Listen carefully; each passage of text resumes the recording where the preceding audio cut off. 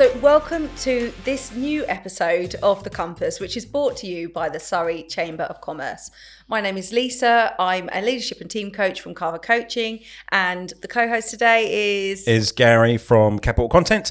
I am the creative director here who is helping to produce this podcast. And our podcast is about navigating business and beyond. And what we mean by that is to move away from talking about the normal sort of nuts and bolts and transactions in business, right? And actually to talk about a little bit more about the human side. Absolutely. I think that's kind of like that common thread between every business and every sector, right, is the people. And I think the purpose of these podcasts is to have those discussions that we're not having. And I think businesses that are listening right now, you know, we all started, both you and I started from a passion of what we can actually do as a skill, but we're not finance director, we're not HR director. You know, we need to, you know, learn some of these things on the fly. So I'm pumped. You know, this is another episode that I get to learn loads and help my own business. So who have we got today? Today we have got Jake Galvin from InVerify with us. Hi. Hi, Jake. Tell us a little bit about your business, what you do. Yeah, absolutely. So I product director with Inverifi. We founded it as part of Inv Group about 3 years ago.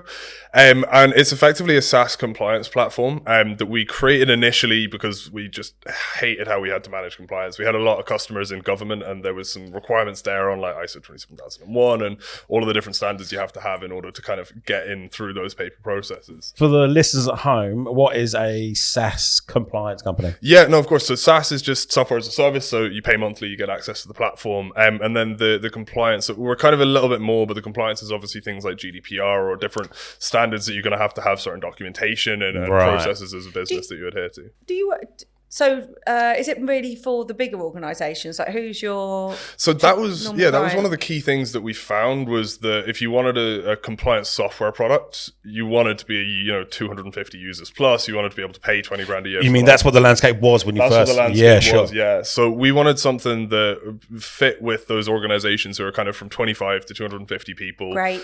Because at that point, when you hit 25, all of those kind of hacky processes you have start to break down and you need to actually re-engineer stuff. No more Google Docs. Yeah, right? yeah. No Excel, more. Well, you'd be surprised. Yeah, Excel spreadsheets. Yeah, absolutely. Yeah, or even paper-based processes, which we found in certain organizations. Like there is a lot of places where there's just inefficient systems that have been set up, and because it's compliance, no one cares. So we're like, right, there's a better approach here. We flip it, make it more about the content and engaging people. Love it. What we'll do is we'll put your contact details into the show notes. So Absolutely. If that's of interest to anyone, then they can kind of reach out to you. But today we're going to be talking about how best to retain your employees and create an atmosphere where people thrive. Employee retention, right? Yeah. This is big, right? You want to reduce staff churn. I think in my business we haven't had many staff leave. I don't know why that is. Hopefully it's a good culture, and that Friday pizza jokes. But it is a really big thing, especially I think a few years now after COVID. There was a very much it doesn't matter if I'm at the business for 3 months, I can move on, or it was like the big resignation, I think they called it as well, where everybody kind of moved on. So employee retention is huge, because it can make or break a business. Yeah. And so what's your experience with that, Jake? What do you think makes people stay in an organization or have like that intrinsic motivation to stay? Yeah, I mean, I think it's an interesting point because we actually started Inverifi over COVID when everyone was in their bedrooms. Like it was literally me and the guys on calls at 2-3 a.m. trying to build out the product. And a lot of my friends were doing that quiet quitting or, moving on. And I think quiet quitting, oh my goodness, yeah. That was a buzzword for a while. Yeah. But I think that there was just this shift where people had kind of just been in this status quo for a very long time. And then when you took people away from that office environment and people's kind of ability to mask broke down, and maybe had people who had things like ADHD and needed different ways of working and different ways of being engaged. When that was all taken away and those coping mechanisms were removed and everyone was just in their bedroom 24/7 and it was just them and their role and their ability to kind of structure themselves, I think that what you found was that the Friday pizzas, the going out with people for drinks after work, all of the other things that gave people that kind of satisfaction in their role were taken away. And it's stress relief as well, I think. Yeah. And so I think that people just reevaluated their priorities. And I think there was the other side of it where organizations and business leaders really had to start looking at their employees in a more three-dimensional way. that you had to move away from. Yeah. We were 10% turnover a year. We have, we hire no longer just, turnover or what you contribute or ROI. There's that emotive human side, right? Yeah, and it went from being this, like, we engage our people through this one kind of effort that we push out through the business, like we do Casual Friday or we do, staff parties. And it went down to, like, no, actually, these are people. We have people who have ADHD, people who have dyslexia, people who maybe have autism, who just cannot sit and work at a desk staring introverts, at a screen 24/7. extroverts. And I think you had a split. You had organizations that went one way where they're like, right, we're setting up a mouse tracker, and then you get the quiet quitting and people going, having a shower, coming back, wiggling their mouse. And then you had the other organizations, and I think that I was really lucky to be a part of a business that was on this side well before the COVID pandemic and those kind of dreaded 3 years happened, where they had always valued employees and looked at it in kind of a deeper way, and like, what does every individual in the business need in order to kind of grow and succeed? Like, so the relevance to that today is, like, we've got a lot of organisations who are totally remote or are like hybrid. So if you have got employees that you're not seeing in the office, how do you keep that vibe going, that inclusion piece going when you're not with them day to day? Yeah, I mean, I'm of the personal opinion you can't do it as well. And like, I have I'm the same. I agree. There's a massive thing. Let them work from home. It's like, well, actually, again, for a creative agency, we need to have these juices flowing when we're all in the same room. So it is very difficult to have hybrid or remote people. Yeah. But I am in the same box where it's not as good. It's not as effective. No, I think, like, we had virtual Christmas parties. We were doing like, a virtual bingo on Fridays and stuff. So there was a huge effort being made, and like, everyone was just sat in their bedrooms where they'd been for the last 9 months. But there was an effort, and like the senior leadership and the directors did really make an effort to pull people in. But then when you were hiring people, when you're bringing in those apprentices and those juniors, it was just this real stark difference between what you saw in the first 2 weeks when someone was joining, when we were in the office and they were embedded in it and you were having those conversations and meeting people in different subsidiaries because we're a group. And then kind of after the fact where it was like, right, I've never seen my manager in the flesh. We are on video calls, but realistically their touch time is like 2-3 hours a day. So I think that there was a real struggle there. And we've now transitioned across back to not trying to force people to come back into the office, but doing everything we can to make the office a place people want to be. Brilliant. That's right. Actually, like that's a better mentality, right? To say, so it's not mandatory, rather than ask people to come back, actually make the destination more attractive. Yeah. Look, I've kind of, there's a lot of people in the group. You're always going to have some who, no matter how nice the office is, even if it's like Google and you have to pick a mix and all of that, they'll never want to come in. So I think that there's a little bit you do have to push. You have to say, you need to be in and seeing your manager once a week, or in other subsidiaries it's like they do a team day once a month where they come in.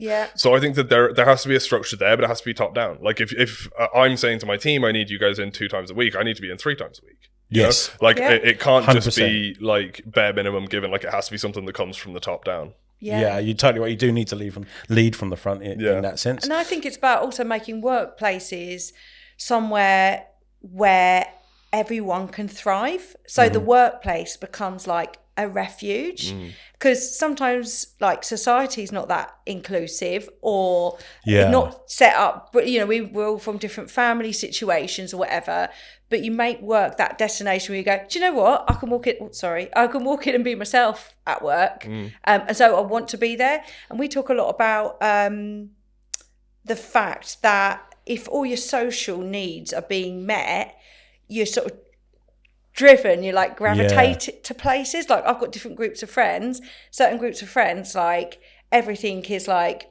brilliant, I'm feeling good about myself, like I feel my status is right, and I want to spend more time in that place. Whereas in other places I'm like less comfortable, gonna retract away. Absolutely. We all have like 2 operating systems, right? We have the rational and the emotional, and I think people pre-COVID always thought about the rational attributes of an office and made sure those boxes were ticked, right? In the sense that the desk was nice, or the chairs were comfy, or the bathrooms are always clean, kind of thing, right? And then on top of that, the extrinsic rewards for the job, that the title's nice, that the pay's right, that the benefits are right. And that's what a lot of recruiters focus on. But Absolutely. I don't that's right. And then the emotional side is that actually there is mental health and there's well-being and there's, the balance between work and personal time. For example, we used to use WhatsApp as an internal messaging tool, but then that I felt that people were using WhatsApp because for both home and work, and there wasn't a separation. So we implemented Slack exclusively for work, and WhatsApp became their own personal thing. What you say you want to try and make the office more attractive to help with both staff retention and getting people back into the office. What things can these small businesses do to increase that employee retention fundamentally, but mostly bring it all back into the office, because therefore then you're in a bit more control around staff retention, Yeah. So there's a couple of things that we did. So the first was when we went into COVID, we were like, when we started out, it was one director in England, one in Ireland. So we were very well used to remote working. We locked down 3 days before it was enforced.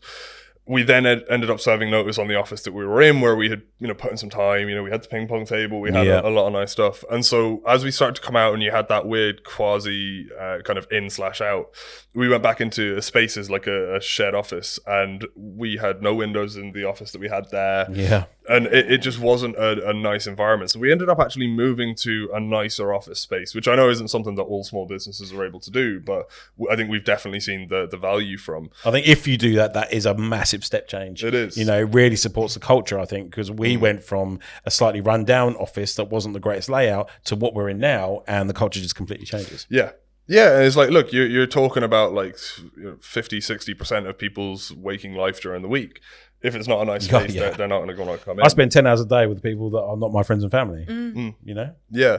I think the other thing that we found quite quickly was when you have new hires coming in, it's all very well having your one team day a week, but realistically in those earlier phases, especially if you're hiring younger, like we hire a lot of apprentices, they need to be in for the first month, 2 months every single day, and their managers need to be in. And if their managers can't be in for 1 day a week, they need to have people from their team there supporting them. Yeah, I like that. Yeah. Definitely increase support. And I think, again, we mentioned this before, there's now a different level of support that we need to provide to the younger generation, especially in that first month. And you're right, visibility from leadership, super crucial. This podcast is brought to you by Capital Content. To see more of our podcasts as well as many other original series from the Capco team, head to Capco_originals on Instagram. See you there. And I think this, when you look at the stats as to why people leave organisations, it's not ever to do with the money or the job title. It's about how they feel, like if they feel valued by their line manager, by the organisation, by the team. And you're often not going to get or really believe in that feeling unless you've had a little bit of that genuine contact time, where you're not just in a Teams meeting trying to solve a problem for your organisation. Like, you've got a little bit of that interpersonal interaction, so you feel valued. And that's why most people stay in organisations, I think. Yeah. Is there something that the employees can do? Is it the sole responsibility of the organisation or the leadership team to try and have better staff retention? Or is there a mentality that needs to change in the employee that go, actually, I do want to stay with the business for more than 6 months, Or it doesn't matter, is there more of an honest conversation that the employee can have to say, actually, I'm okay with leaving after 6 months. It's nothing to do with your poor staff retention strategy. It's just that I'm moving on. Yeah. I mean, to me, the buck flows up. If you are having really high staff turnover, it is your fault. If you're having people join and quiet quit or, work 2 hours out of the day, it may be your fault that you're hiring badly and you're not asking the right questions. So that's the thing to look at then, is it, well, firstly, your hiring process is probably one thing, one stage you need to look at to help improve your staff retention. Yeah. I think there's a lot of talks being had around the mentality of the kind of new generation of workforce and they don't want to work and this, that, and the other. It's they do. They absolutely, they absolutely do. It's a myth, right? Like my baby sister is 19. She was doing her A levels throughout COVID. She's gone off to uni. Like, yeah, she may have slightly different priorities to what my kind of middle sister had versus what I had, but she wants to work. Absolutely, they want to work with purpose as well. I think they're way more purpose driven, and I think that's what we're seeing now. And I think COVID is probably a smaller part of it, in my opinion, than we are kind of realizing. Where, like, you know, our grandparents' generation, it's like survival. They're working because if they don't work, there is no support system. Then our parents, it's like they're working for kind of the next step on top of that. They're working to build something for the future. And then it comes down to kind of our generation and younger. And it's like, we're working for that. It's like Maslow's hierarchy. It's like we're working for that self-actualization piece. It's like, yeah, absolutely. A 19-year-old doesn't want to go and work in Big Pharma because Big Pharma are absolutely ripping off American citizens and people are dying because of it. I don't think that's people not wanting to work. I think that's people's priorities shift. Yeah, there's that purpose and, you know, authenticity. You know, they're going for the jobs that they want and not for the jobs that they need. Yeah, and like, look, 18-year-olds are always going to be hypocrites. I was a hypocrite. You were. Absolutely. You were. Oh, God, but I think that there's always this idea that, like, they're bad because they're value driven, and I think that, like, that's just kind of a part of it. And if we lose that in society, then we lose that constant evolution of every generation improving on the previous. I think it's pretty impressive, actually, because people are going to work, for the right reasons, rather than just that, what can I get from it kind of thing. Yeah, it's nice. And there's a huge grind mentality as well. Like, I know everyone kind of sees it in like those kind of the Joe Rogans or any of those guys where it's like, you know, you've got to have shout out to Joe Rogan, by the way. We'll tag him in the next social post. But it's like, you know, you have to have passive income streams. If you're not working 20 hours a day, you're not going to be successful. And it's like, yeah, there's absolutely a toxic side of that, and you have to fill your own cup before you can pour from it. But I think that, like, when we look at, especially we've been hiring for sales roles as a group, and when you see those young people coming into those roles, they're hungry. Like, they're just as hungry as the people 20 years ago were. It's just that they have different options. They have different avenues they can pursue. And I think in some ways they're better educated about mental health, because I did 16 years in sales. That was my previous career. And that really resonated when you said about the grind mentality, because that is in me. And maybe that's to do with my upbringing. And I almost need to check myself, because what will happen is kind of you keep going and then you burn out. But I think the younger generation, you know, and they have got a lot more to contend with, but they are more savvy about that well-being piece. And mental health is something we discuss now, right? Rather than being like, oh, mental health. You know, 100%. It's not like we would kind of like taught to have thicker skin, whereas now we, you know, and I think that was actually a bad thing. You know, nowadays everyone's like, oh, stop being, you know, such a snowflake. Well, actually, no, we need to look after ourselves first, right? I was thinking about this phrase the other day. Sticks and stones will break my bones, but words will never hurt me. I was just that is a classic boomer mentality in the workplace, right? And I was like brought up with that, and I was thinking I wouldn't say that to my children now, because actually words do hurt and they do matter, right? Yeah, absolutely. Do you think that I've kind of spoken about like the employee and their focus, but is there like a communication line that needs to be better? Like, what I mean by what can happen if the communications are down, right? What can happen to a business? Have you seen it specifically where there is high staff churn because their retention strategy it isn't that great? Like, what can happen if people aren't talking and people are leaving after a couple of months? I think pre-COVID we had very, very high retention, and that was I can't claim to have been a part of that. That's what brought me in, so we were lucky that when we had that dip that every organization had, we had enough people within the business who knew the culture, had been there a while, that we didn't get hit with a 30% drop over a year. But we did have an increased turnover. We had people coming in who just weren't a right fit, and I think that it was about establishing new communications channels and understanding that the landscape had changed, and it was never going to be that 5 days a week in the office, every single person in, all the time. And so I think that for us, it was like we established, more structured one-to-ones between team leaders and their teams. We then had that, like when you look at people who are just leading a team, we then had, senior leadership in HR checking in with those people. And so we now have a structure throughout the group whereby we can kind of evaluate each team, team. You look at people's confidence, their competence, how they're doing in their role. Do they have cool. needs that are being unmet? So it's not just something that, you know, a line manager's being expected to pick up and just do as part of their role. It's something that's prioritized by their boss and their boss. Huge. And there's a collaboration on it throughout. Yeah, and this is all brand new stuff, right? That pre-COVID, or, you know, different generations just would never have done. You know, it's never, you know. Or there'd be one, you go, oh, I've got to have a one-to-one, but it'd be like, and then you're just talking about the projects you're working on. And the skills and the KPIs. We're doing a lot with one-to-ones at the moment, and it's about making them really good conversations, like you say, and you do that well-being check-in as part of it. And no, we're not talking about the project now. This bit is about you, and almost let the employee or person on your team,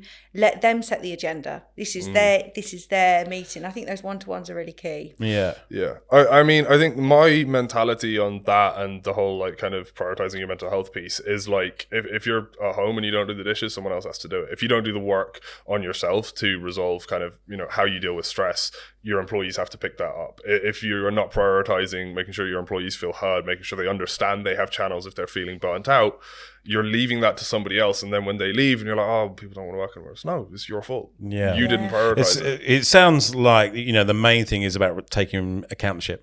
Yeah. You know? And I'm saying this as someone who has made mistakes in this area. Like, I think that everyone throughout the globe has to learn and adapt with this. No one's going to get it perfect. But I think that, I just, as a person, I think if you take accountability, you'll be fine. Absolutely. So for the listeners at home, what I like to do is get some real actionable advice, right? Some top tips that they can kind of go out and start implementing literally tomorrow.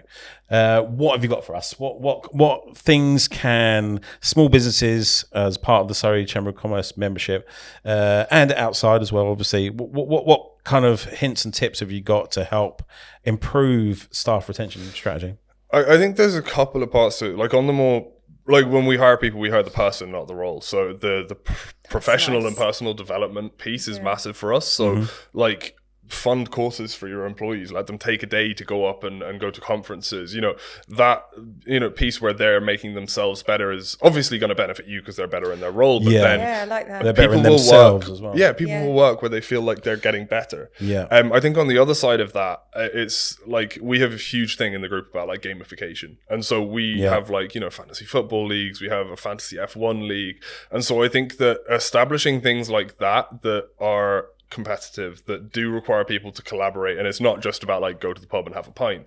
I think that that's quite helpful as well, and you see a different side to people. You see that shy person who's just come in at 18 years old suddenly kind of show their teeth a bit and it's a bit of play really as well, isn't it? And we all learn through play, and that's how we bond, I suppose. And I think even that tip there in particular around the gamification, I think even if you don't have a problem with staff retention, you should be implementing this kind of stuff anyway, right? Because that just generates such a great culture in the business. You know? What else have you got? One more for us. I think for me, it's take risks on people. I think that one of the key things that I learned quite early on into when I first started managing a team was like, I'm a perfectionist. I don't want to kind of let anyone down. If I'm giving someone a project, I want to make sure it's perfect. But like, every single person who has ever taken on any responsibility has messed it up. So I think that giving somebody who's not quite ready that opportunity, that sink or swim moment, is core. And I think that that's where a lot of people get afraid. They're like, oh no, but if I'm doing that, people will walk. And it's like, yeah, if you don't give them the support, you know, structure, they will. It's giving them that chance with the support, right? Yeah. Brilliant. It's like that. Someone comes to you with a question. It's like, well, where do you think you'll find the answer to that? Right? It's somebody comes into the business, they've been there 3 months, they're getting established. It's like, right, give them a project outside of their scope. Because that's where, firstly, people feel trusted and valued. Perfect. Like the second you give something to somebody who kind of may not be quite ready on paper, they're like, oh no, my manager gets me. They think I'm good enough to do this. And I think that, sometimes, you know, the 1 out of 10 will just flop and they'll complain and they'll come to you 10 times a day. But the vast majority of the time, if your hiring processes are right, if your senior and middle management culture is right and they're hiring the right people, you're going to see people just have that kind of kick up moment where they start pushing their own skills forward. They feel valued, so they start valuing the company. Yeah, I love it. Yeah. I love this podcast series because I've learned loads, and it's all these conversations that I never not only thought to have, but I'm having it at all. Right? What do you think? Yeah, no, it's been really good. Jake, thanks so much for coming to see us today. It's been great, right? Really good to connect. And And thanks for everyone who might be listening to this podcast. If you'd like to hear some more of them, then please like and subscribe. I am Lisa from Carver Coaching. I'm Gary from Capital Content. And I'm Jake Galvin from Inverifi. lovely. And this has been The Compass. Thanks very much.